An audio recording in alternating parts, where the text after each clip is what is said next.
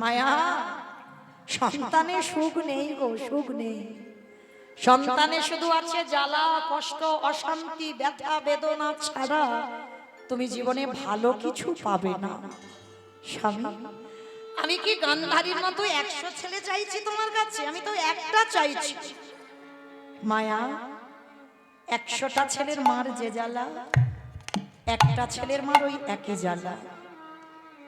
বলে কেন একটা ছেলের মার জ্বালা হবে কেন? বলে কেন? রামের মা কৌশল্যা কাঁদেনি? রাম 14 বছর বনবাসী হলো, দশরথ কেঁদে কেঁদে অন্ধ বিছানা সজ্জা হয়ে প্রাণ হারালো একটা ছেলে রামের জন্য। খবরদার, তুমি যদি সত্যি আমার সহধর্মিণী হও, জীবনে কোনোদিন আমার কাছে পুত্র কামনা করো না। আর 1000 বারও বললে আমি তোমার ডাকে সাড়া দিতে পারবো না। বেশ, কথা দিলাম স্বামী, আমি এই দেহে প্রাণ থাকতে আমি কোনোদিন আর ভগবানের জন্য সন্তান প্রার্থনা করব না। দিন যায়, মাস যায়, 2 স্বামী স্ত্রী ভগবানের সেবা নিয়েই পড়ে থাকে। মাধু করে করে যা পাই আর সারাদিন প্রভুর সেবা, আর কোনো চিন্তা নয়, কোনো ভাবনা নয়, কোনো কর্ম নয়। হঠাৎ একদিন ভগবান মনে মনে ভাবছে, ভক্ত এত কাঁদে, এত ডাকে, একবার সাড়া দিই। দৈববাণী করল, মায়াবতী, তোমার সেবায়, তোমার পূজায় আমি বড় সন্তুষ্ট মায়া। তোমার কোল আলো করে আমি কাউকে পাঠাবো, তবে তোমার অদৃষ্টে একটা লেখা আছে মায়া, সেটা তোমার পৃথিবীর কেউ নেই খণ্ডন করতে পারবে। সন্তান গর্ভে পাবার পর তোমাকে বেছে নিতে হবে। সন্তান যদি বাঁচিয়ে রাখতে চাও, তোমার স্বামীর চিরজন্মের মতো মৃত্যু হয়ে যাবে। আর যদি তুমি তোমার স্বামীকে বাঁচাতে চাও, চিরজন্মের মতো গর্ভের সন্তান গর্ভেই মারা যাবে। চিৎকার করে বলে উঠলো, না, এটা তুমি কি বলছো? সন্তান চেয়েছি বলে আজকের আমার বৈধব্য জ্বালা পেতে হবে? আমি তো আমার জন্য চাইনি, আমি তোমার সেবার জন্য চেয়েছি। মায়া, করার যে কিছু নেই, বিধাতা তোমার অদৃষ্টে এটাই লিখে দিয়েছে। সন্তান বাঁচাতে গেলে স্বামী প্রাণ হারাবে, স্বামীকে বাঁচাতে গেলে সন্তান প্রাণ হারাবে। মায়েরা, নারী জীবনে খুব কঠিন এই জায়গাটা, খুব কঠিন। নারী জীবনে 3টে প্রধান: সংসার, সন্তান, স্বামী। সংসারের কথা বাদ দিলাম, আপনাদের প্রশ্ন করি, বলেন তো মা, স্বামীকে বেশি ভালোবাসেন সন্তান পাওয়ার পর, না সন্তানকে বেশি ভালোবাসেন? সন্তান। বেশ, এদিকের মায়েরা সন্তান, সব সন্তান, দুজনকে মানে এ ব্যাটা কারো কেউ যাতে চটে না যায়, মানে মন রাখা কথা, দুজনকে ভালোবাসি। দুজন বললে তো হবে না, একটু 19-20 হবে। বেশিরভাগ মা, এই যে অনেকে বলছেন সন্তান ভালোবাসি, আবার অনেকে বলতেই পারছে না, মুখে এসে আছে কিন্তু বলবে না কেন? স্বামী কিন্তু এখানে দাঁড়িয়ে আছে, তার দিকে তাকিয়ে আছে, বলে দেখি বউ কি বলে। আর যদি একবার বলে ছেলে ভালোবাসি না, রাত্রিবেলা ব্যবস্থা হবে গিয়ে। মৌমিতার কীর্তন শুনতে শুনতে বললে ছেলে ভালোবাসি, দরকার নেই, ছেলের কাছে যাও, হরি বল। এটাই হয়। কিন্তু বেশিরভাগ মা, এখানে যদি ভোট করা যায় না, বেশিরভাগ মা বলবে সন্তান ভালোবাসি। কেন জানো? যে মা 10 মাস 10 দিন যে যন্ত্রণাটা পেয়েছে, যে 32টা নারীর বন্ধন ছিন্ন করে যে নারী সন্তানের জন্ম দিয়েছে, এখন বৈজ্ঞানিক পদ্ধতির কথা বলছি না বাবা, প্রকৃত মা হয়ে যদি সুস্থ স্বাভাবিকভাবে সন্তান জন্ম দেয়, সে মা জানে সে নারীর বেদনাটা কতটা। তবে একটা কথা, স্বামী ভালোবাসি না একবারও কিন্তু বলছি না, স্বামী ভালোবাসি। স্বামী যদি 19 হয়, সন্তান একটু বেশি হবে। নারী ছাড়া ধন তো, তার উপরে একটু টান, ভালোবাসা, একটু স্নেহ বেশি পড়ে যায়। তো আজকে মায়াবতী মা এক বাক্যে বলে উঠল, তুমি আমার সন্তানকে বাঁচাও। বাহ মায়া, তুমি তো এখন ছেলেটার জন্ম দিতে পারোনি, সবে গর্ভে ধারণ করেছো, তার প্রতি মায়া দয়া স্নেহ কিছুই পড়লো না, তার আগে তুমি বলে দিলে তুমি সন্তান ভালোবাসো। কেন গো? বলে সন্তান ভালোবাসি এই জন্য আমার অবর্তমানে আমার সন্তান যেন রাধা মাধবের সেবা দিতে পারে। তাহলে যে সন্তান আমার জন্য নয়, আমি তোমার সেবার জন্য চেয়েছি, যেতে তো একদিন আমার হবে, আমার স্বামীকেও একদিন যেতে হবে। তাহলে আমাদের অবর্তমানে যার জন্য সন্তান কামনা করা, তাহলে তো আমি সন্তানই চাইব। বেশ, ভগবান মাথায় হাত দিয়ে বলল তথাস্তু, তাই হবে, বাঁচিয়ে দেব তোর সন্তানকে। তবে তোর এই ভক্তিতে আমি একটা আশীর্বাদ দিলাম, যতদিন তুই গর্ভ লুকাবি ততদিন তোর স্বামী জীবিত থাকবে। একটা নারী কতদিন লুকাবে মা? আমরা মা হয়েছে আমরা জানি, জোর 5 মাস, এরপরে প্রকাশ।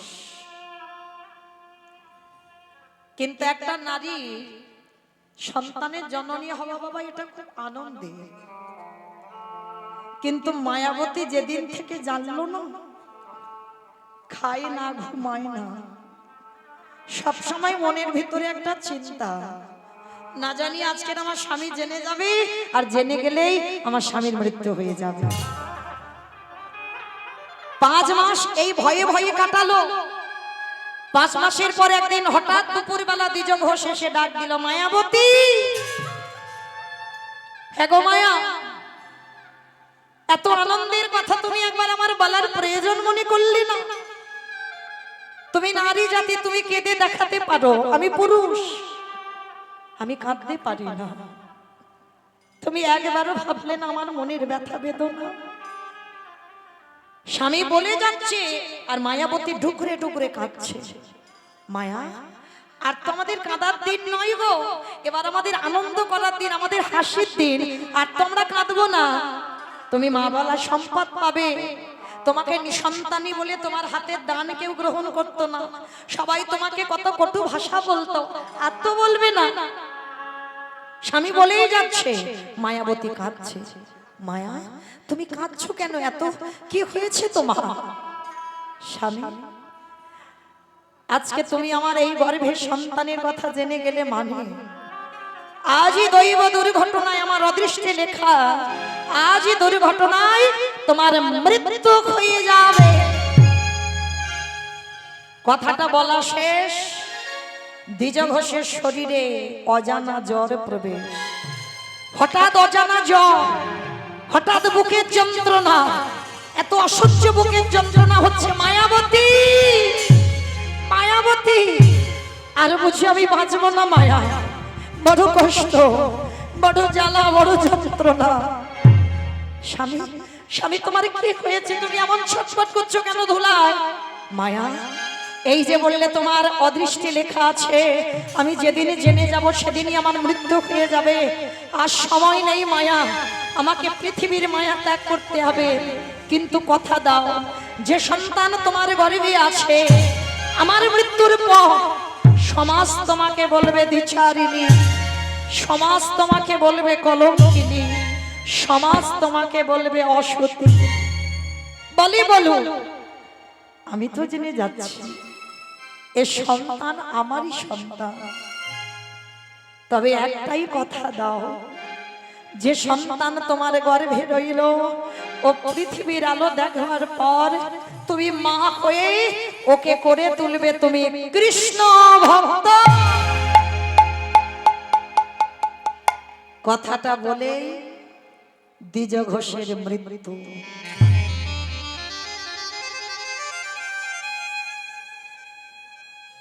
ও মায়েরা, ওই যে বললাম সন্তান ভালোবাসি বলে এই নয়,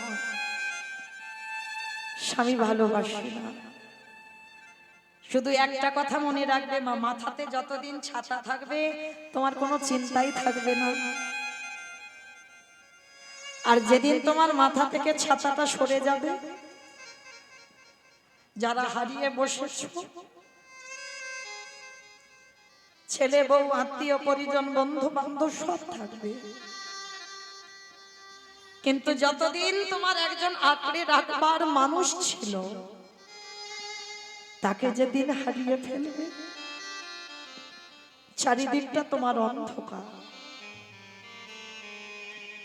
চারিদিক থেকে সবাই তোমায় ছিঁড়ে ছিঁড়ে খেতে আসবে। মায়াবতী দেখলো স্বামীর মরা মাথা নিয়ে বসলো, গ্রামের লোক জেনে গেল দ্বিজ ঘোষের মৃত্যু হয়েছে। সবাই ছুটতে ছুটতে এসে মায়াবতীর উপরে দোষ চাপিয়ে দিল, তুই হলি দ্বিচারিণী, তুই হলি কলঙ্কিনী, তুই হলি অসতী, ওকে বের করে দে, ওকে বের করে দে গ্রাম থেকে। মায়াবতী কাউকে কিছু বলতে পারলো না, কাউকে বলতে পারলো না এ সন্তান পাপের নয়, কাউকে বোঝাতেও পারলো না। সবাই মিলে বলে উঠলো, তোর ওই গর্ভের পাপের কথা শুনেই তো তোর স্বামীটা হারালো, স্বামীটা মরলো, তাহলে স্বামীর প্রাণটা নিলি, এবার গর্ভে যে আছে তাকেও তুই খাবি। এই কেউ একে গ্রামে ঠাঁই দিবি না, রাতের অন্ধকারে ওকে গ্রাম থেকে বের করে দে। স্বামীর মরা মাথাটা ধরে কাঁদছে, দয়াময় যদি আমি একবার জানতে পারতাম তোমায় যারা ভালোবাসে তাদের এমনি করে কাঁদতে হয়, তোমায় যারা ভালোবাসে তাদের দ্বিচারিণী হতে হয়, তোমায় যারা সেবা করে তাদের কলঙ্কিনী হতে হয়, তোমায় যারা ভালোবাসে তাদের অসতী হতে হয়, আমি কোনোদিন তোমায় ভালোবাসতাম না। ওগো দয়াময়,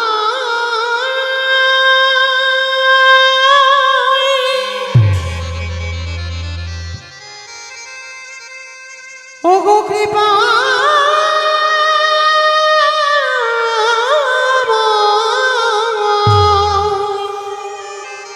ফিরিয়ে দাও, এ তোমার কেমন লীলা,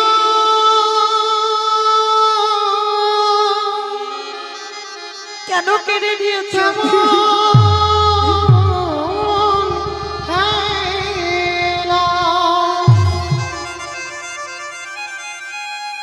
কে বলেছিল এমন সংসার দিতে, তুমি সত্যিই যদি কেড়ে নেবে, কে বলেছে আমায় এমন সংসার দিতে?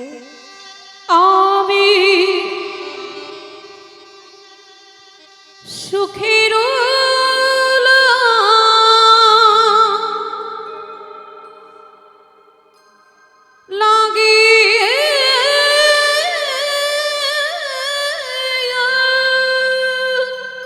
কেড়ে নিও না তুমি আমার কাছ থেকে,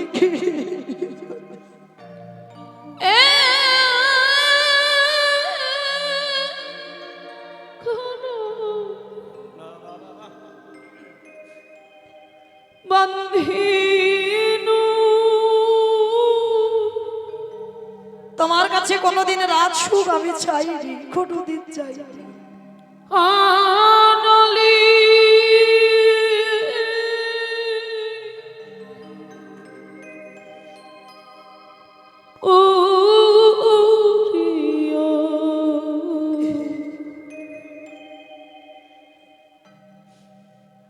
গ্যালারি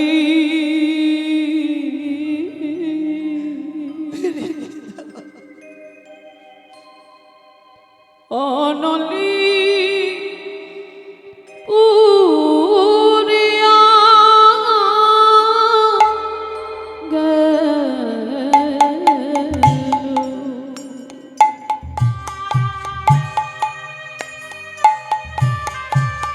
আমি তো তোমার সেবার জন্য একটা পুত্র চেয়েছিলাম, তার জন্য তুমি আমার সারা জীবন বৈধব্য জ্বালাও যেতে দিলে। কি দোষ ছিল আমার, কি অন্যায় ছিল আমার?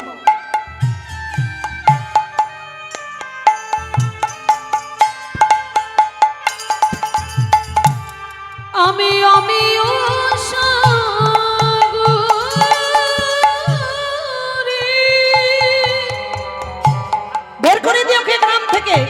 বের করে দে।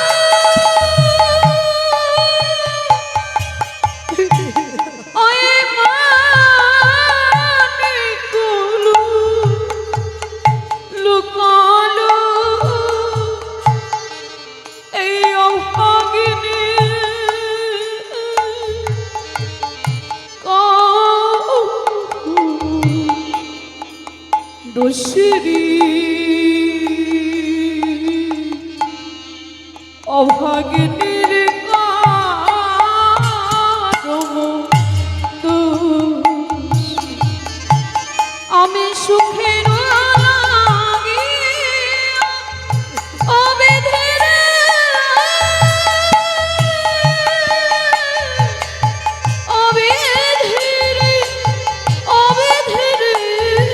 কাঞ্চননগরে একটা ভাগবতের আসর করেছে।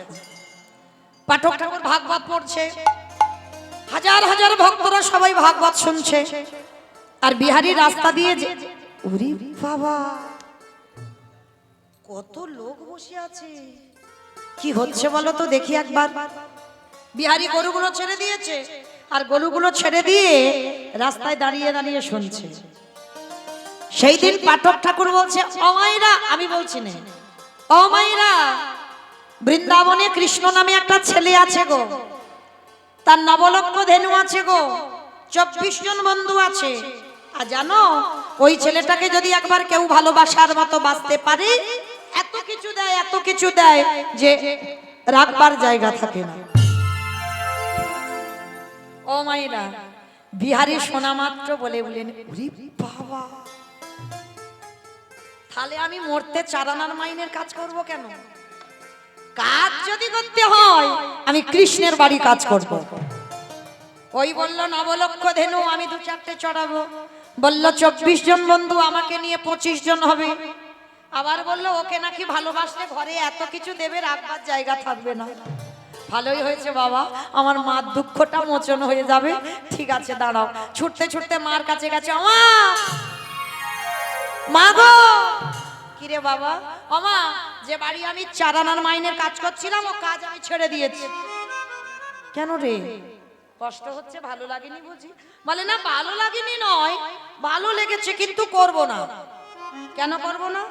বলে না কম টাকা দিচ্ছে, হবে না, বেশি টাকা লাগবে। ছোট বাচ্চা তো। ওরে বাবা, তোর বেশি টাকা চাই, কোথায় পাবি তুই কাজ? বলে কেন, আমি তো নতুন চাকরি পেয়ে গেছি। নতুন চাকরি পেয়েছিস? কোথায়? হাইচ্ছা, কি জানো জায়গাটার নাম বললো? বেলেঘাটা। বেলেঘাটা কেন? বেলেঘাটা নয়, কি জানো বললো, দাঁড়া, কি বললো, কি বললো? হ, মনে পড়েছে, বৃন্দাবন। মা বলছে কোথায় কাজে যাবি? বৃন্দাবন। বৃন্দাবন তুমি অত শত বুঝবে না, তুমি তো পড়াশোনা জানো না, তুমি কি বুঝবে? বৃন্দাবনে কৃষ্ণ নামে একটা ছেলে আছে, তার নবলক্ষ ধেনু, তার 24 জন বন্ধু। আর জানো, আমি গেলে একজন হব, 25 জন হব, আর নবলক্ষ ধেনুর মধ্যে আমি কয়েকটা চড়াবো। আর জানো মা, সব থেকে বড় কথা, ওই ছেলেটাকে নাকি ভালোবাসলে না এত কিছু বাড়িতে দেবে, আমি রাখবার জায়গা পাবো না।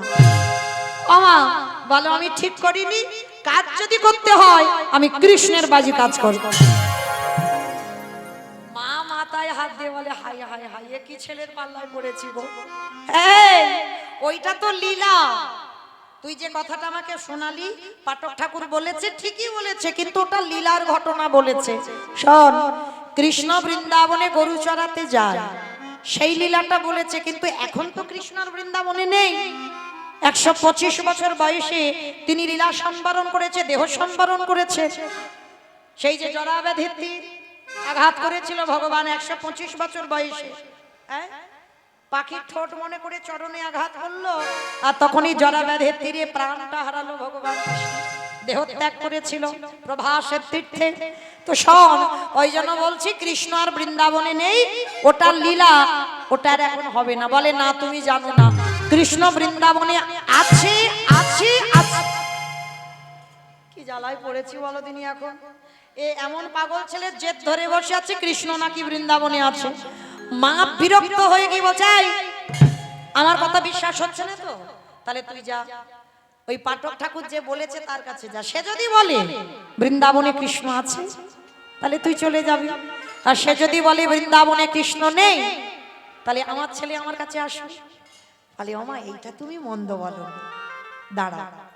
ষষ্ঠাঙ্গে মায়ের চরণে দণ্ডবত প্রণাম, একেবারে শুয়ে পড়ে মার চরণ ধুলা। মা বলছে, আরে পা ধুলা নিচ্ছিস কেন? বলে, ওমা, যদি পাঠক ঠাকুর বলে কৃষ্ণ আছে, তাহলে ওখান থেকে তো চলে যাব, তোমার মতো মায়ের পদধুলা নেওয়া হবে না। মাটিটা কেমন দেখেছো? ছোটবেলা থেকে তৈরি হয়ে আছে ছেলে, শেখাতে কি লাগলো? লাগলো না। মা বলছে, প্রণাম করলি কেন? বলে, যদি ওখান থেকে বলে যে বৃন্দাবনে কৃষ্ণ আছে, তাহলে ওখান থেকে তো কাজে যাব, তোমার পদধুলাটা নেওয়া হবে না। মা আশীর্বাদ দেবে না? মা হাসতে হাসতে ছেলের মাথায় হাত দিয়ে বলছে, খোকারে, যে কাজে যাচ্ছিস যেন তুই কাজে জয়ী হয়ে যাস।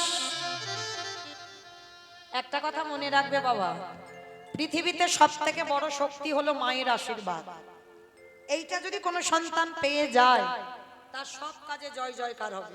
সব কাজে, কোনো কাজ কোনোদিন তাদের বাধা হয়ে দাঁড়াবে না। পৃথিবীতে ভগবানের উপরে বাবা মা, শুধু আমাকে বলেছিল সব থেকে বড় গুরু বাবা মা, তারপরে শিক্ষা গুরু, দীক্ষা গুরু, তারপরে গুরু হলাম আমি ভগবান। তাহলে সবার আগে মায়ের আশীর্বাদ। এই পৃথিবীতে যদি কোনো সন্তান সর্বদা মায়ের আশীর্বাদ পায়, সব কাজে তার জয় জয়কার। তা প্রথম আশীর্বাদটা তো বিহারী পেয়ে গেল, যা বাবা জয়ী হয়ে আয়। বিহারী ছুটতে ছুটতে পাঠক ঠাকুরের কাছে গেছে, যিনি পাঠ করছিল। ঠাকুর মশাই, ও ঠাকুর মশাই। কে রে? আমি গো আমি, তুমি আমায় চিনবে না। সত্যি করে বলো, এখানে কালকের বসে তুমি বলনি বৃন্দাবনে কৃষ্ণ নামে একটা ছেলে আছে? হ্যাঁ বলেছি। তুমি বলনি তার নবলক্ষ ধেনু আছে? বলেছি। তুমি বলনি তার 24 জন বন্ধু আছে? হ্যাঁ বলেছি। তুমি বলনি তাকে ভালোবাসলে এত কিছু দেবে, ঘরে রাখবার জায়গা থাকে না? বলনি? আরে বোকা ছেলে, বলেছি, বলছি তো, তা কি হয়েছে? তুমি জানো, তোমার মুখের কথাগুলো শুনে আমি যে বাড়িতে কাজ করছিলাম, সে কাজ আমি ছেড়ে দিয়েছি। আমার মা লোকের বাড়ি কাজ করে করে আমায় এত বড় করেছে, আমার বড় কষ্ট গো। আমি সিদ্ধান্ত নিয়েছি কৃষ্ণের বাড়ি কাজে যাব, অনেক টাকা মাইনে এনে আমার মায়ের দুঃখ মোচন করব। কিন্তু জানো, আমার মা বলছে ওইটা নাকি লীলা, কৃষ্ণ নাকি আর বৃন্দাবনে লীলা করে না, তিনি নাকি দেহ ত্যাগ করেছে। তুমি বলো না গো, সত্যি কি বৃন্দাবনে কৃষ্ণ থাকে না? কি গো মায়েরা, হৃদয়ে যত জিলিপির মতো পেঁয়াজ থাকবে, এ জনম অমৃতি, জিলিপি নয় অমৃতির মতো, যাদের দেহে জিলিপি অমৃতির মতো পেঁয়াজ, এ জনমে কেন কোটি কোটি জনমেও কৃষ্ণ কৃপা হবে না। কৃপা পেতে গেলে তোমার হৃদয় শিশুর মতো সোজা সরল করতে হবে। বিহারীর চরিত্রটা দেখেন কেমন, একেবারে সোজা সরল ছেলে, কোনো ঘোর প্যাঁচ নেই, হৃদয়ে এতটুকু জড়তা নেই। যা বলবে সত্যি বলবে, যা বলবে সোজা বলবে, যা কর্ম করবে সোজা পথে কর্ম। এইবার পাঠক ঠাকুরকে বলছে, শোনো আমার মা দুঃখ মোচন করতে কাজে যাব, তুমি বলো না বৃন্দাবনে কৃষ্ণ আছে তো? পাঠক ঠাকুরের চোখে এলো জল। হায় রে, এতদিন আমি কত শ্লোক মুখস্থ করলাম, কত ভাগবত পড়লাম, কত মন্ত্রে তন্ত্রে ঢাকলাম, এতদিন এতটুকু বিশ্বাস আমার জাগলো না। আর আমার মুখের ভাগবত শুনে ওর অত প্রেম, অত বিশ্বাস, কিন্তু আমি যদি এখন বলি যে সত্যি ওর মা যেটা বলেছে সেটা ঠিক, তাহলে ওর বিশ্বাস চলে যাবে। না না না, এমন কথা বলতে হবে মা যেটা মিথ্যা নয় আর যেটা সত্যি নয়। কি গো মায়েরা, এইটা খুব কঠিন, মিথ্যাও নয় আর সত্যিও নয়, এমন ভাবে কথা বলতে হবে। তা পাঠক ঠাকুর বলছে, শোন বাবা, ওরে বিহারী রে, মিথ্যা নয় আর সত্যি নয়। কিভাবে বলছে দেখো, আমার ডাকে আমার কৃষ্ণ বৃন্দাবনে নতুন করে লীলা করবে না, কিন্তু তোরে প্রেমে, তোরে ভালোবাসায়, তোরে ভক্তিতে আমার কৃষ্ণকে, আমার কৃষ্ণকে নতুন করে লীলা করিতে হবে।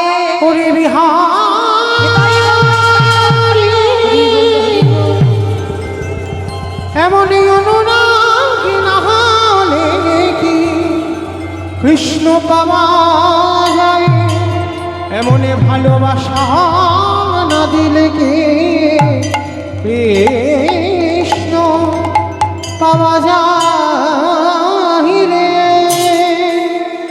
বিহারীলাল একেবারে লাফ দিয়ে উঠেছে।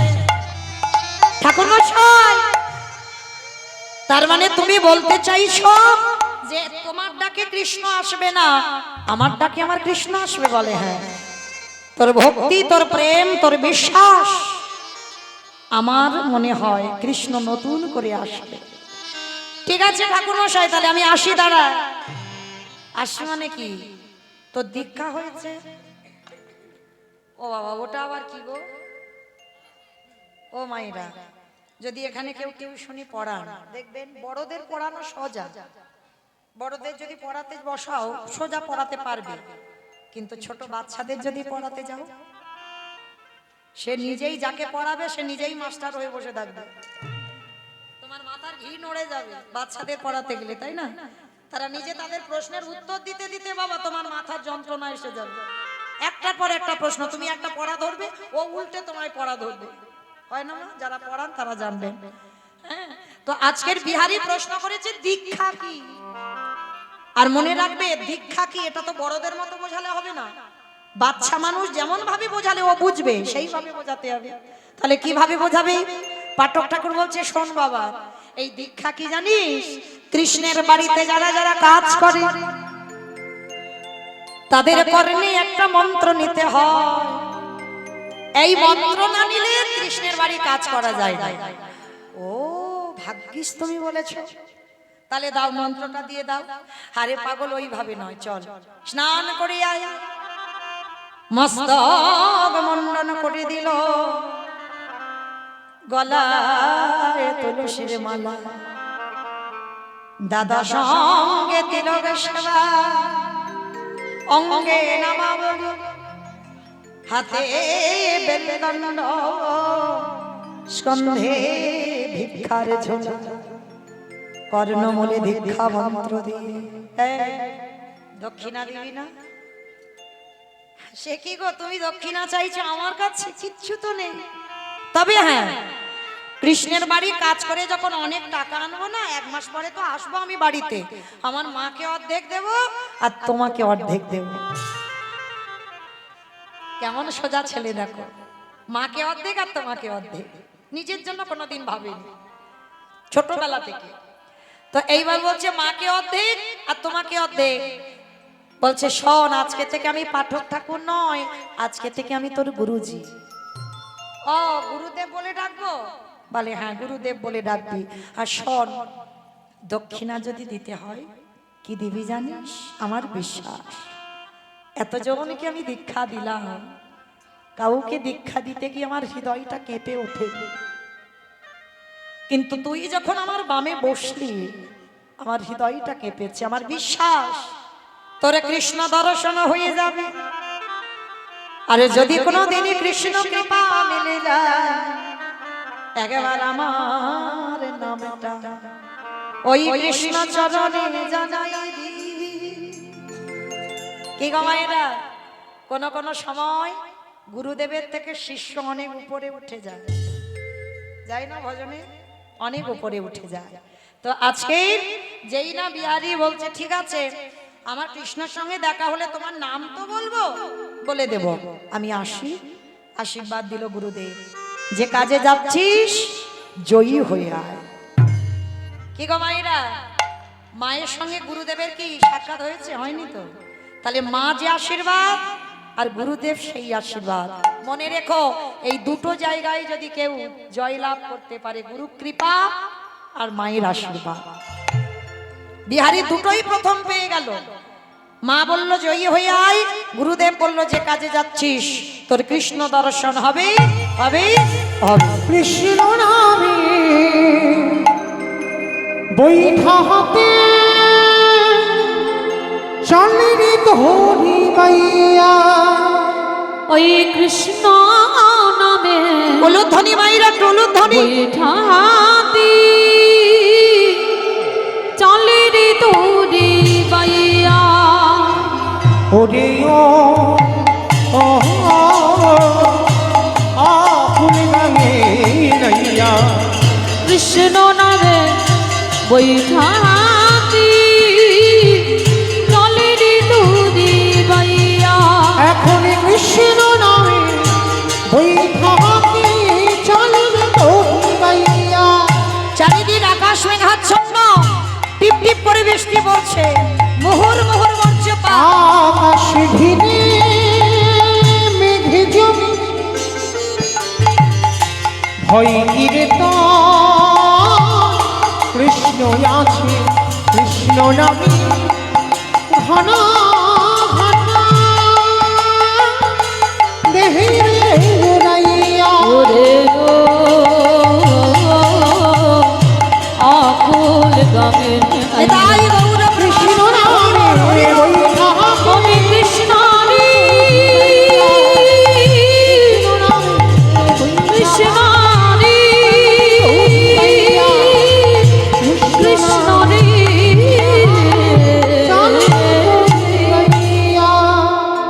ছোট্ট বিহারি জানে না কোথায় বর্ধমান আর কোথায় উত্তরপ্রদেশ, কোনো আইডিয়া ছিল না। মা ওইটুকু বাচ্চা কি করে জানবে? ভেবেছিল কোথায় বর্ধমানের পাশেই বৃন্দাবন, কোনোদিন কল্পনা করেনি কতদূর বৃন্দাবন।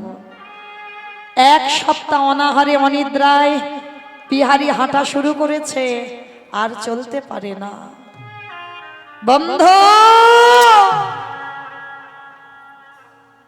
এবার আমায় কাছে করে নে না ভাই, আর যে আমি চলতে পারি না, একবার আমায় কাছে করে নে।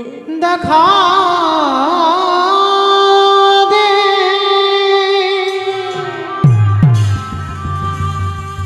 হরে কৃষ্ণ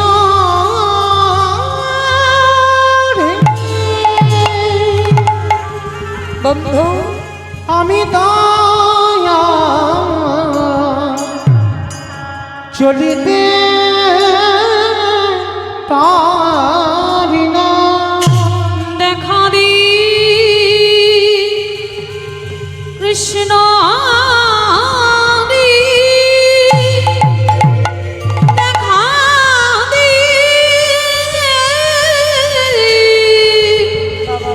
দয়াল হি।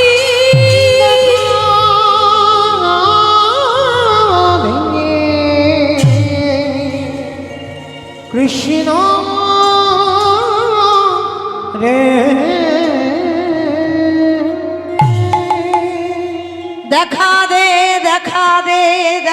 দে।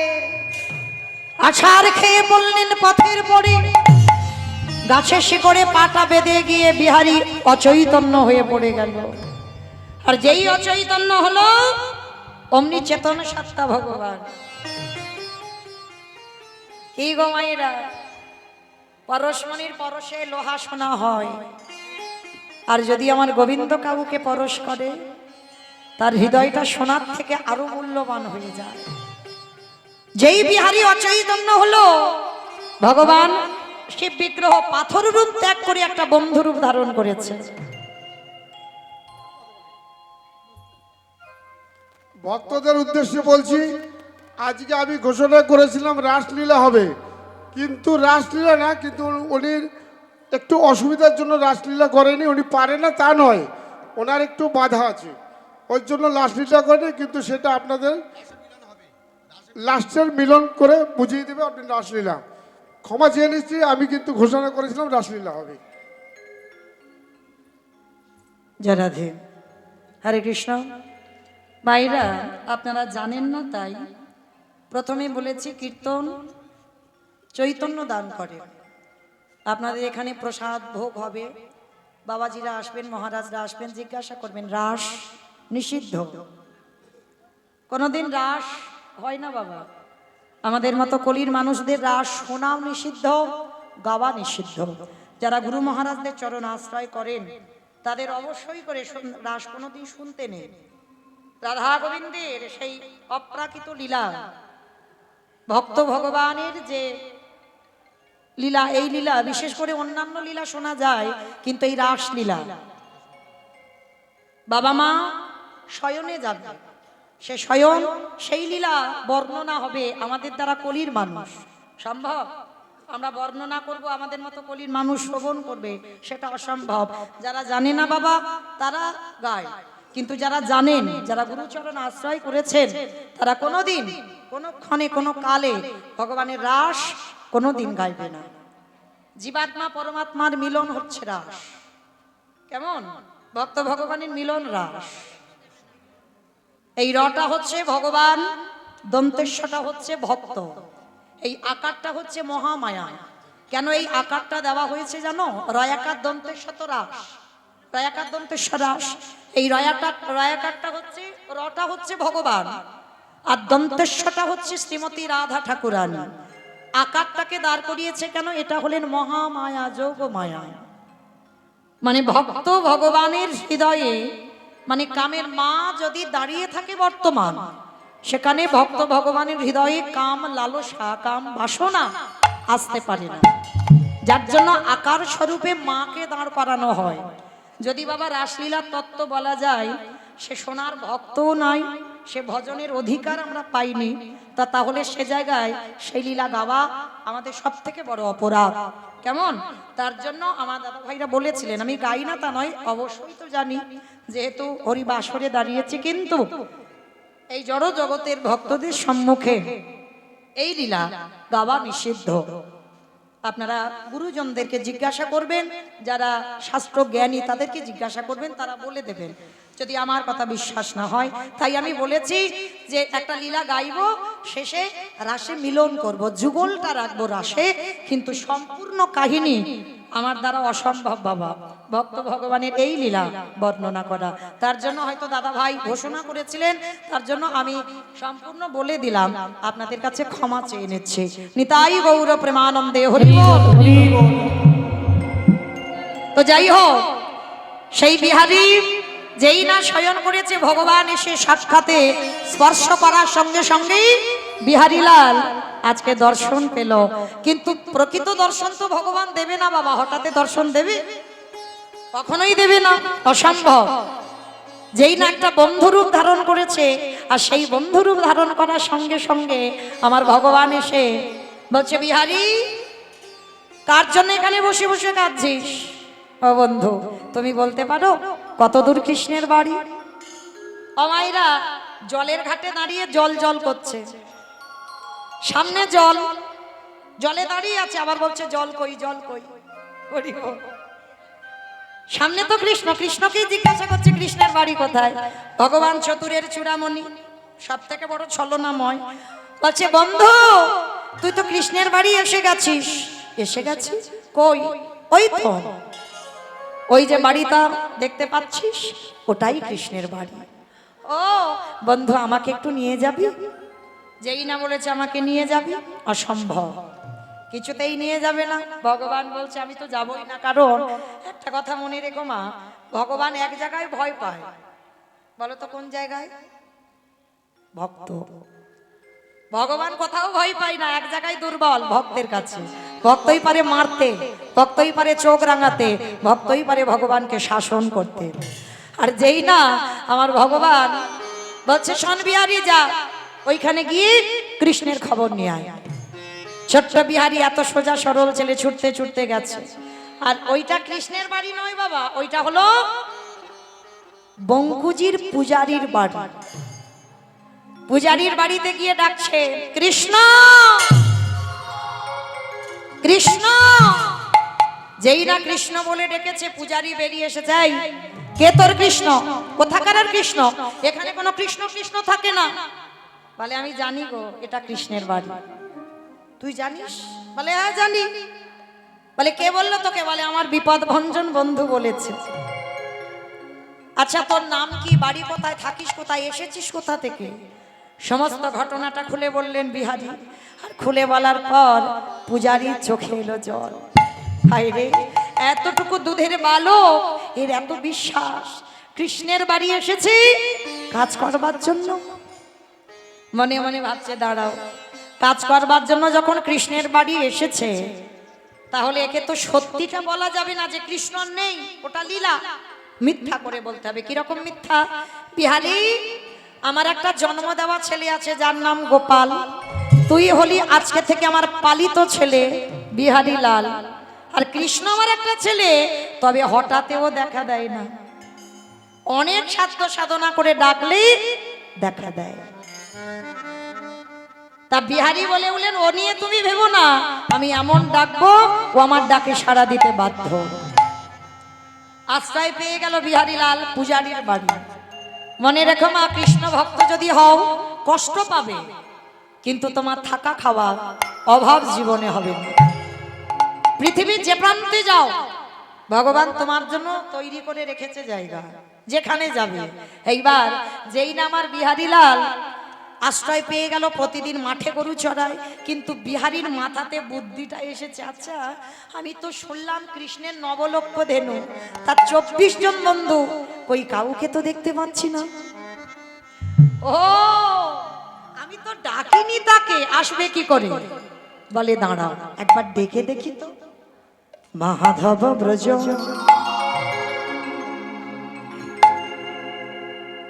মোহন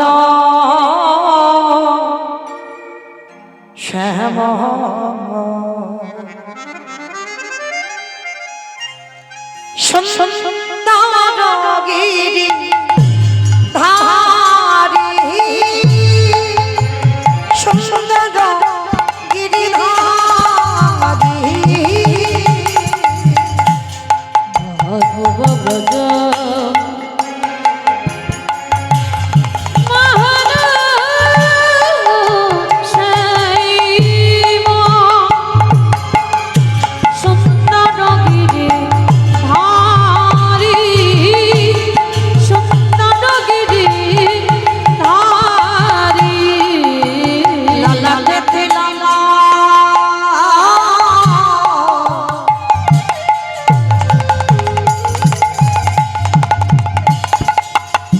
ময়ূর পাখা রাধা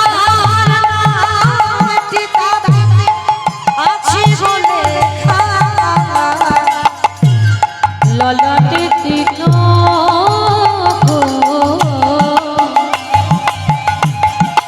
ময়ূর পাখা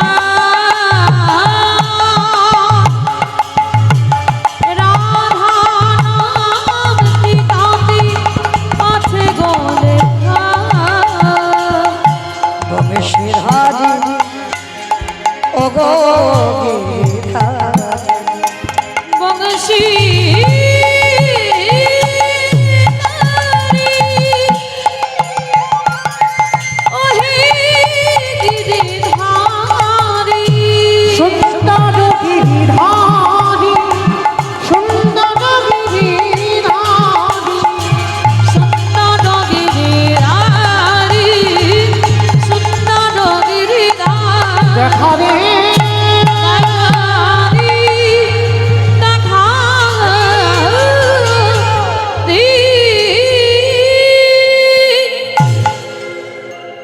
যেই না বিহারী ডাক দিয়েছে, ভগবান সৃষ্টি করলো নবলক্ষে ধেনু, সৃষ্টি করলো 24 জন মন্ত্র, আর ভগবান ওই মাঠের মাঝখানে দাঁড়িয়ে মুরলী বাদন করলো, উলুধ্বনি।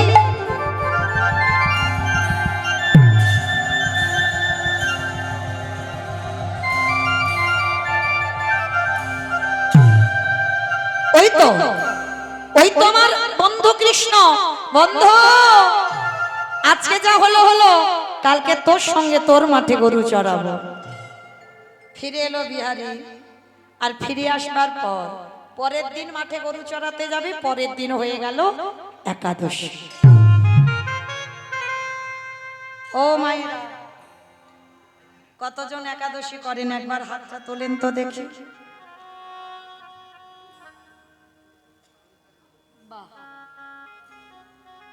সংসার সুখের হয় পুরুষের গুণে, রমণীর গুণে।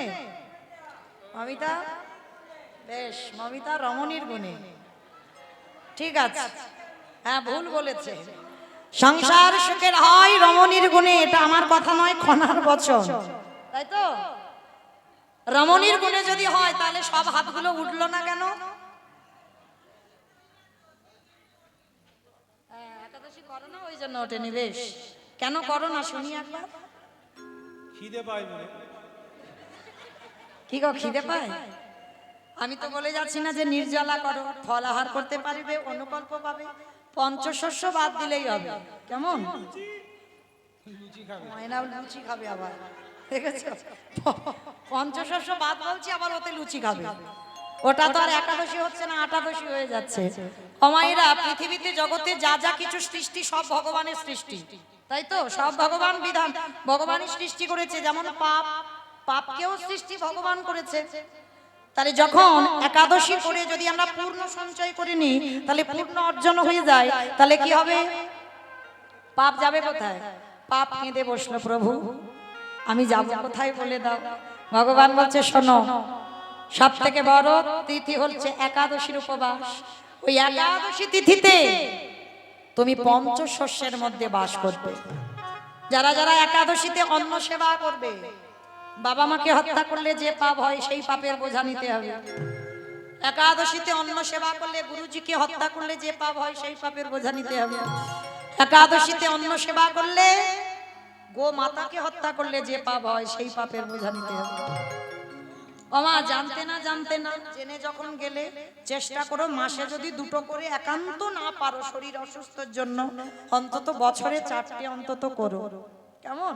আমি চাপিয়ে দিচ্ছি না, বলা কর্তব্য বললাম, মানা না মানা ওটা আপনাদের ব্যক্তিগত, বলে গেলাম। চেষ্টা করো সংসার সুখের হয় যদি রমণীর গুণে হয়। একটা নারী পারে পরিবারটাকে কৃষ্ণ ভক্তের পরিবার করতে, একটা পুরুষ যেটা পারে না বাবা, একটা নারী পারে পরিবারটাকে কৃষ্ণ ভক্তের পরিবার করতে। তাহলে চেষ্টা করবে, ঘরের নারী হচ্ছে শক্তিমা, ঘরের নারী যদি ঠিক হয়, গোটা পরিবারটাকে ঠিক হতে হবে হবে হবে। ওই 4টে একাদশী অন্তত বছরে করবে যারা করো না। কেমন? আর জানো তো 4টে একাদশী কি কি? শয়ন একাদশী, পার্শ্ব একাদশী, ভৈমা একাদশী হয়ে গেল, হ্যাঁ, উত্থান একাদশী। এই বাছা 4টে অবশ্যই পালন করবে। যারা বছরে 24টা করছে তাদের যা ফল হবে 4টে করলে তাই একই ফল হবে। তবে হ্যাঁ, 4টে করার মতো করতে হবে। কেমন? অন্তত নির্জলা তো থাকতে হবে, কারণ আমরা মাসে 2টো করে করছি আর তোমরা বছরে 4টে, তাহলে 4টে করার মতো করতে হবে। চেষ্টা করো মা, অবশ্যই, তাতে দেখবে ভালো হবে, শরীরও ভালো থাকবে। বিজ্ঞান বলছে শরীর ভালো থাকবে। কেন?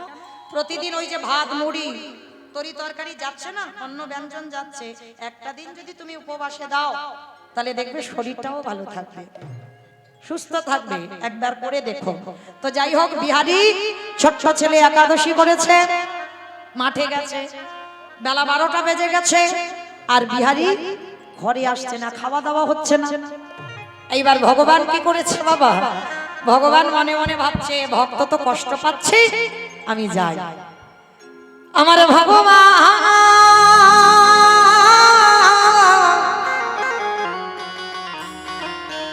ওই ভক্তের লাগি খাবারের বোঝা মাথায় লয়ে, ভক্তের জন্য ভগবান সে যে ভক্তের লাগি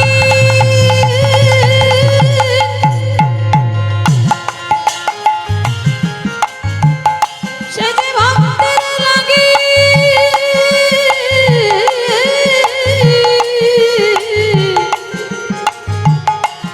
সব করিতে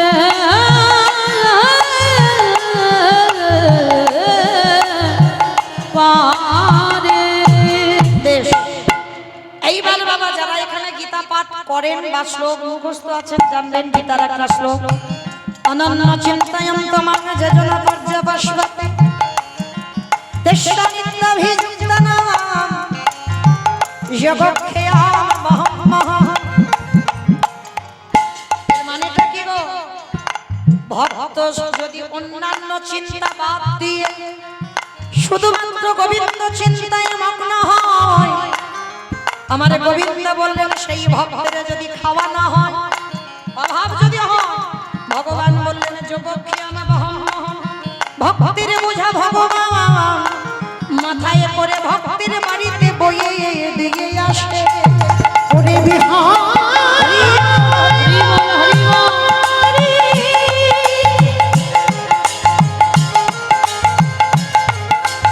ওরে জগতে সবাই আমায় ভালোবাসে,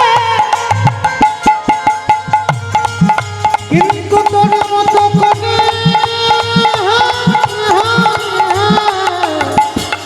আমায় কেউ ডাকে না। বেশ, বিহারীকে গিয়ে খাইয়ে দিয়ে গোপাল রূপ ধারণ করে ভগবান চলে এলো। বিহারী বিকালবেলায় এসে পূজারি যাকে বাবা বলে ডাকতো, বাবা একদিন আমি নাই বা খেতাম, তা বলে তুমি আমার ওইটুকু ভাই গোপালকে মাঠে পাঠিয়েছো। অমাইরা আদৌ গোপাল যায়নি, ভগবান গোপালের রূপ ধরে গিয়েছিল।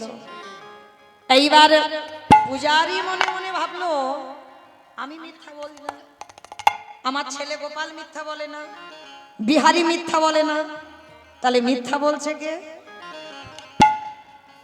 আমার পৃথিবীতে সব থেকে বড় মিথ্যাবাদী একজন গোবিন্দ।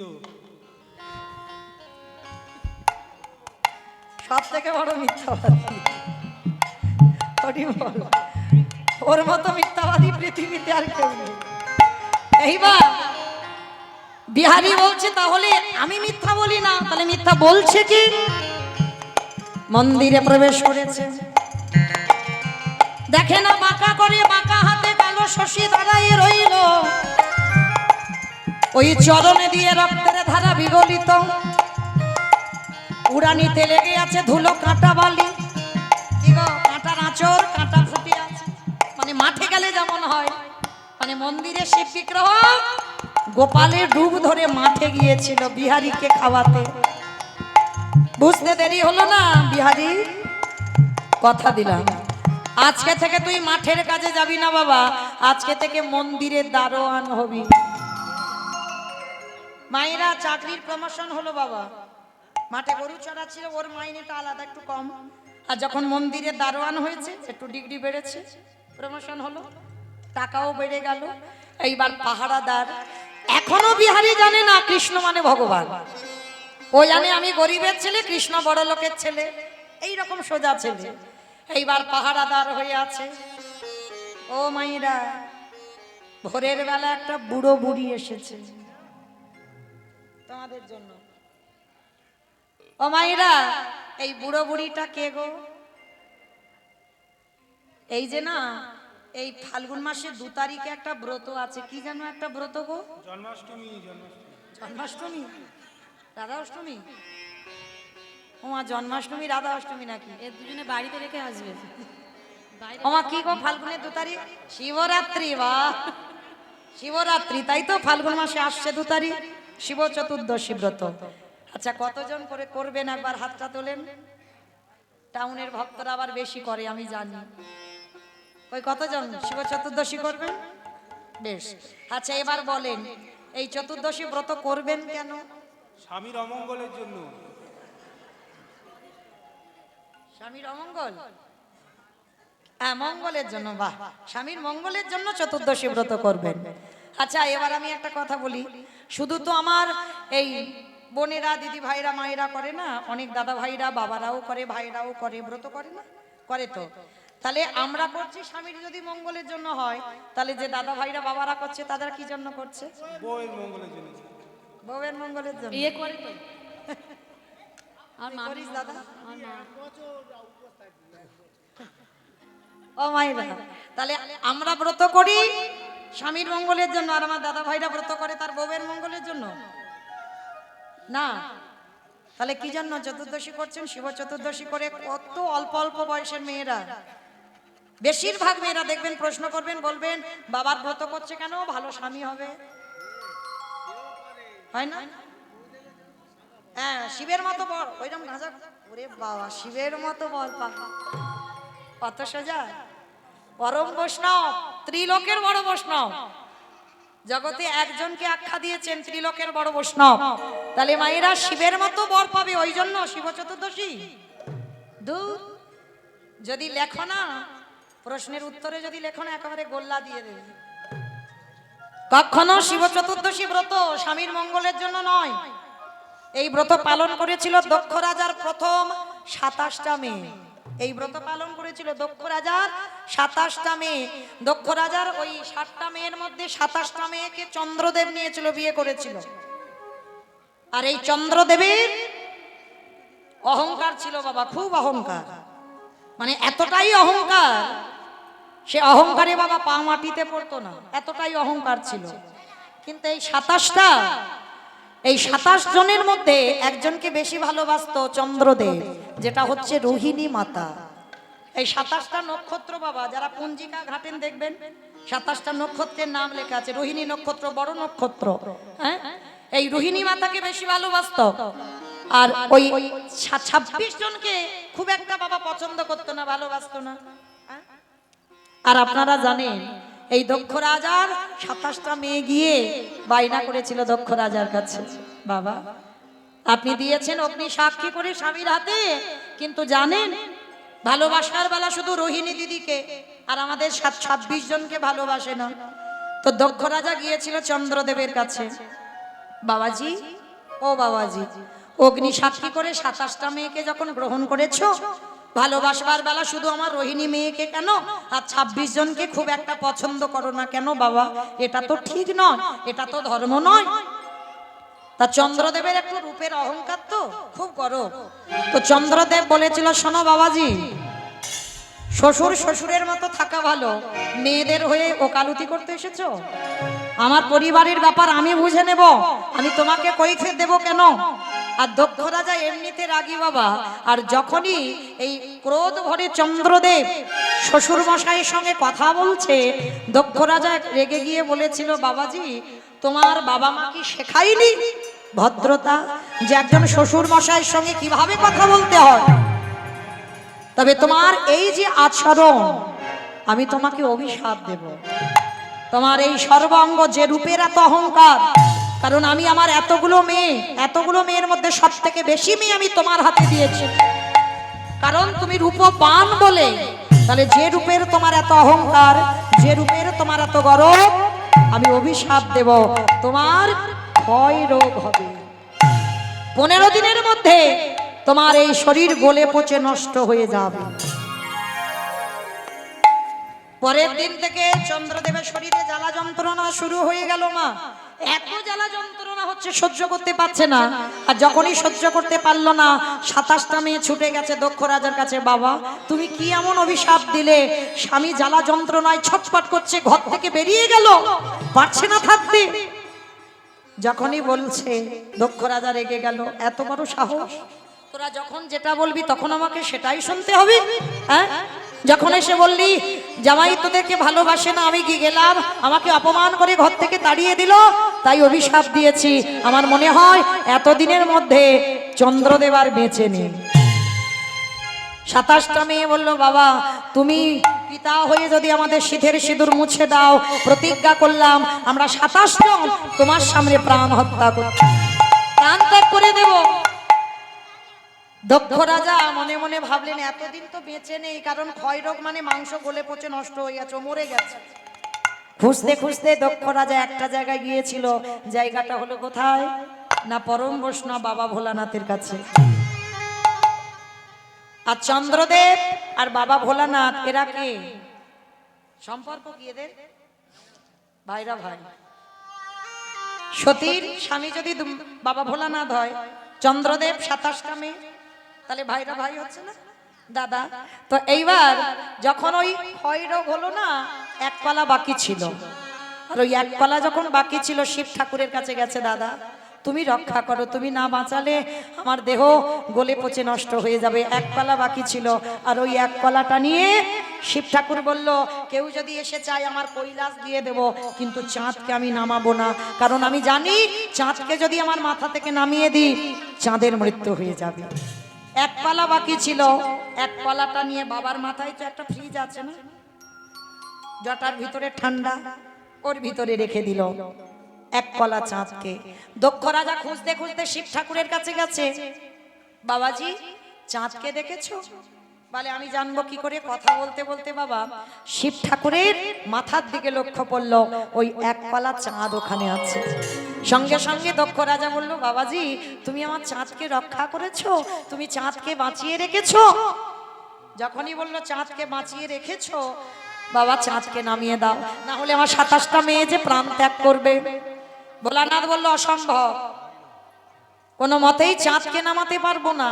বলে দেখো বাবা, চাঁদকে যদি না নামাও, আমি যেমন চাঁদকে অভিশাপ দিয়েছি তোমাকে অভিশাপ দেব। ভোলানাথ বলল, সেটা আপনি দিতেই পারেন, কিন্তু চাঁদ আমি দেব না। তর্ক বিতর্ক শুরু হলো। বৈকুণ্ঠপতি নারায়ণ এসে দাঁড়াও, ঝগড়াঝাটি করো না।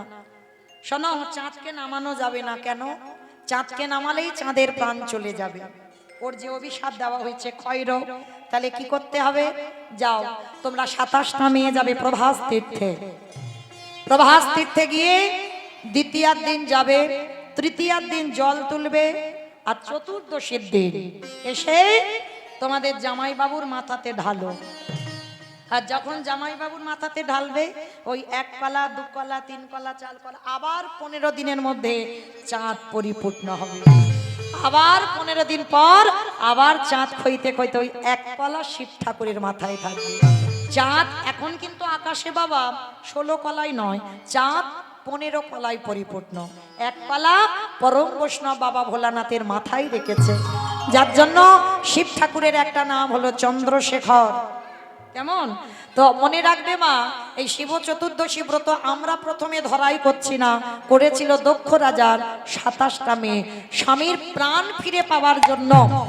আর সেই কথাটা আমরা অনুকরণ করে আমরা বলি ভালো স্বামী পাওয়ার জন্য শিব চতুর্দশী ব্রত। ভালো স্বামী পাওয়ার জন্য নয়। বাবার নাম হচ্ছে আশুতোষ। একটা বেলপাতা, বাতাসা, দুধ, গঙ্গা জল দাও, আর কোনো মন্ত্র নয়, ওম নমঃ শিবায়, আর কিছু নয়। বাবা তুষ্ট। আর বাবাকে যদি কেউ সন্তুষ্ট করতে পারে, মনে রেখো মা, আমরা কৃষ্ণ পূজা করি, কৃষ্ণ কার পূজা করে? ভোলানাথ।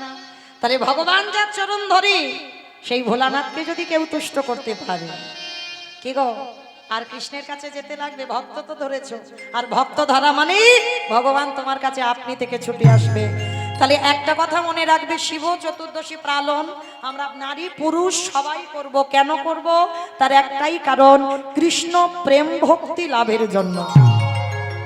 কোনো বউয়ের মঙ্গল নয়, কোনো স্বামীর মঙ্গল নয়, ভালো বর পাওয়ার জন্য নয়, শুধুমাত্র কৃষ্ণ প্রেম ভক্তি পাওয়ার জন্য আমরা শিব চতুর্দশী ব্রত এই ফাল্গুন মাসে 2 তারিখে পালন করব। কারণ তিনি বৈষ্ণব, তার কৃপা লাভ করতে পারলে কৃষ্ণ কৃপা পাবো পাবো। তাই গৌর প্রেমানন্দে অমাইরা। তাহলে বুড়ো বুড়ি শিব দুর্গা দাঁড়িয়ে আছে। আবার একটু পরে 8 জন মেয়ে এসেছে, শীতে সিঁদুর, হাতে শাখা। অমাইরা, সতী কারা জানো? দাদের 2টি করে স্বামী। আস্তে এই রাশে একটু ঢুকলাম, যাদের 2টো করে স্বামী, আমার কথা নয়। যখন মুরলী বাদন করে ব্রজঙ্গনাগণ পতির বক্ষে শয়নে ছিল, কোন কোন গোপী সন্তানকে কোলে নিয়ে স্তনদুগ্ধ পান করাচ্ছিল, কোন কোন গোপী গৃহকর্ম করছিল, সেই অবস্থাতে গোবিন্দ মুরলী বাদন করলো গহন বনের মাঝে। ব্রজঙ্গনাগণ ছুটে গেল, আর ছুটে গিয়ে সেখানে দাঁড়ালো গোবিন্দ গিয়ে, আর গোবিন্দ গিয়ে বলছে কি গো লজ্জা করে না? নিজ নিজ পতিপুত্র ত্যাগ করে রাতের অন্ধকারে পরপুরুষের কাছে এসেছো। কে বলছে? গোবিন্দ বলছে, নিজেই কিন্তু টেনে এনেছে, এনে বলছে পরপুরুষের কাছে এসেছো। তখনই ব্রজঙ্গনাগণ হেসে বলেছিল দাঁড়াও, তোমার মুখ থেকে এত ভালো ভালো বুলি শুনতে আসেনি। তোমরা কি জানো, তুমি জানো সতী তারাই হয় যাদের দুইটি করে পতি হয়, তারাই তো সতী নারী।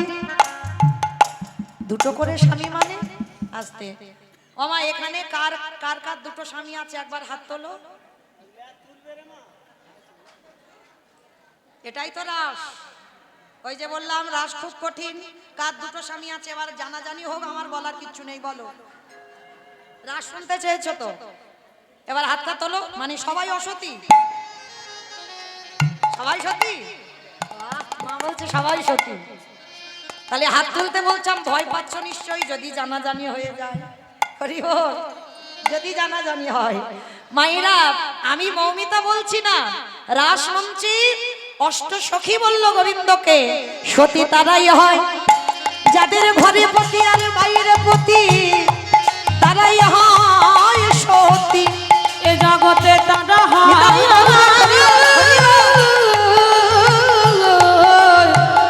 সতী।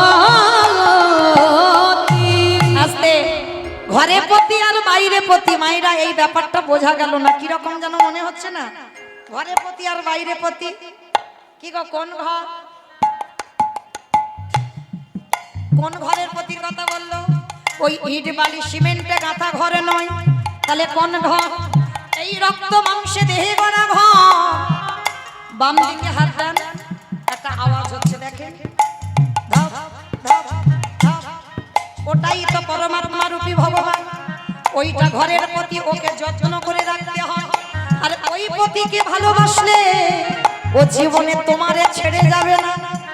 তুমি ছেড়ে যাবে কিন্তু ও তোমারে ছেড়ে যাবে না। ওটা ঘরের পতি, ওকে ভালোবাসতে হবে। আর আরেকটা পতি বাইরের পতি। বাইরের পতিটা অগ্নি সাক্ষী করে বাবা যার হাতে তুলে দিল, সম্প্রদান করলো, সেই হলো তোমার বাইরের পতি। এই দুই পতির চরণে যদি তুমি দেহ মন প্রাণ দাও, এই জগতে তুমি হবে সতী নারী। এ জগতে তুমি হবে সতী নারী। তাহলে মায়েরা আটজন মেয়েকে দাঁড় করিয়ে রাখলো, আর সব শেষে একটা মেয়ে এসেছে। ওরে বাবা, চাঁদ সূর্য মেঘ একসঙ্গে উঠেছে তার কপালে। কে গো মেয়েটা? বাহ, আমার বলার আগে সব জেনে গেল, আমার থেকে কত অভিজ্ঞতা। নয়নের কাজল হলো ঘন ঘটা মেঘ, শীতের সিন্দুর হলো সূর্যদেব, কপালে চন্দনের বিন্দু হলো চাঁদ, একসঙ্গে উঠেছে। বিহারীকে এসে বলছে, বিহারী দরজা ছেড়ে দে, আমি দেখা করব। ও মেয়ে অবাক হয়ে তাকিয়ে আছে, মানে বিহারীর মুখে বল হারিয়ে ফেলেছে ওই রূপ দেখে। দরজা খুলে দিয়েছে। এইবার যেই না দরজা খুলে দিয়েছে মা, বিহারী গিয়ে দেখছে সেখানে বিছানা নাই, বালিশ নাই, মশারি নাই, কিচ্ছু নাই, শুধু একটা পাথরের বিগ্রহ দাঁড়িয়ে আছে। ভগবান হাসিয়ার বলে না, এবার আমি একটু সাক্ষাতে দেখা দিই। এইবার যেই না সাক্ষাতে দেখা দিয়েছে, ভগবান কি করছে? বন্ধু রূপে এসেছে। বিহারী রে, কে? আমি তোর কৃষ্ণ বন্ধু। দূর, তুমি কৃষ্ণ হবে কেন? তুমি তো ভগবান।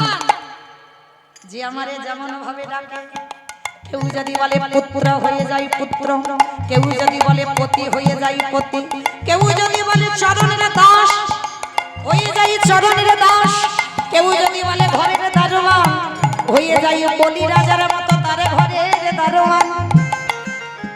ও হ্যাঁ রে কৃষ্ণ, আমি এত বোকা? বলে তুই বোকা নয়, তুই তো চালাক। জগৎ ভাববে তুই বোকা, কিন্তু আমার কাছে তুই বোকা নয়, তোর থেকে চালাক পৃথিবীতে কেউ নেই। যে লীলা আমি সম্বরণ করলাম, সেই লীলা তোর জন্য করতে আসতে হলো। এই এই এই কানাই, আসতে। বাইরে বুড়ো বুড়ি দুটোকে বলে শিব দুর্গা, আর 8টা মেয়েকে বলে ওটা আমার রাধারানীর 8 জন সখী। আর জানিস শেষে একটা রূপ লাবণ্যময়ী নারী। একটু তাকাবি না, ওই নয়নে নয়ন দিবি না। কেন দেব না? কি সুন্দর দেখতে তুই জানিস। চুপ! আমি রাধা দাসে রাধা দাসে রাধা দাস, ইহাতে সন্দেহ যা কোটি যুগ ভজাই বিফল জনম তার। আমি ওই চরণে সারা জীবন বিক্রি হইলাম। তাহলে এবার বুঝেছি, আর আমার বোঝাতে হবে না বাবা, আমি আর চোখ তুলে তাকাবো না। হ্যাঁ রে, কি করিস? বলে প্রতিদিন এই মন্দিরে যুগল হয়। যুগল বলে হ্যাঁ। কি যুগল? বলে প্রতিদিন এই মন্দিরে রাস হয়। যেই না বলেছে রাস হয়, রাস বলে হ্যাঁ, অষ্টসখী পরিবৃতা হয়ে প্রতিদিন এখানে রাসের যুগল হয়। আর দেখবেন মা, যে কোনো পূজায় দেখবেন একটা দেবী ঘট বসানো হয় না, তাই তো? ওইটা হচ্ছে জগৎজননী মা দুর্গা। ওর উপরে দেখবেন শশীষ ডাব বসানো হয়, বাবা ভোলানাথ। আর দেবী ঘটের ভিতরে গঙ্গা জল। 3 জনে রাস মঞ্চের দরজায় দাঁড়িয়ে রাস যুগল দর্শন করবে। এইবার যেই না বিহারী বলছে, হ্যাঁ রে আমার একটু রাসের যুগল দেখাবি? হ্যাঁ দেখাবো, চোখ বন্ধ কর। ও ভগবান, চোখ বন্ধ করে নাকি রাসের যুগল দেখবে?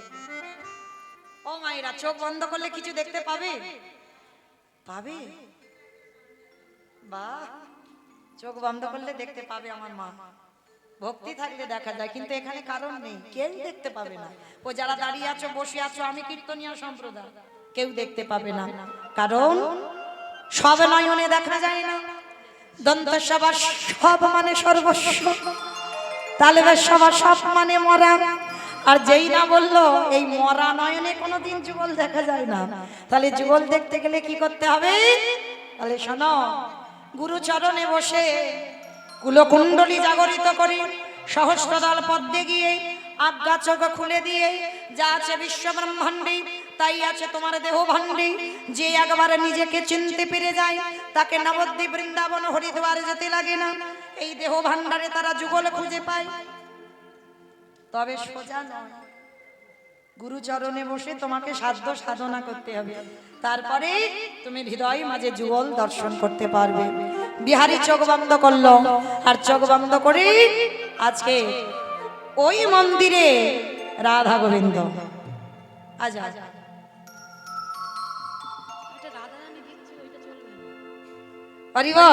এইবার রাধা গোবিন্দ যুগলে দাঁড়াবেন। মায়েরা, যুগলটা রাসে রাখবো বলেছি। অষ্টসখী পরিবৃতা হয়ে আজকের গহন বনের মাঝে রাস মঞ্চ সাজানো হয়েছে। রাস মঞ্চ সাজিয়ে 2 গোপী 1 কৃষ্ণ, যত গোপী তত কৃষ্ণ আজকে রাস মণ্ডলীতে দাঁড়িয়েছেন। রাধা গোবিন্দ একত্রিত হয়ে নাচে। রাধা শ্যামী নাচি রে,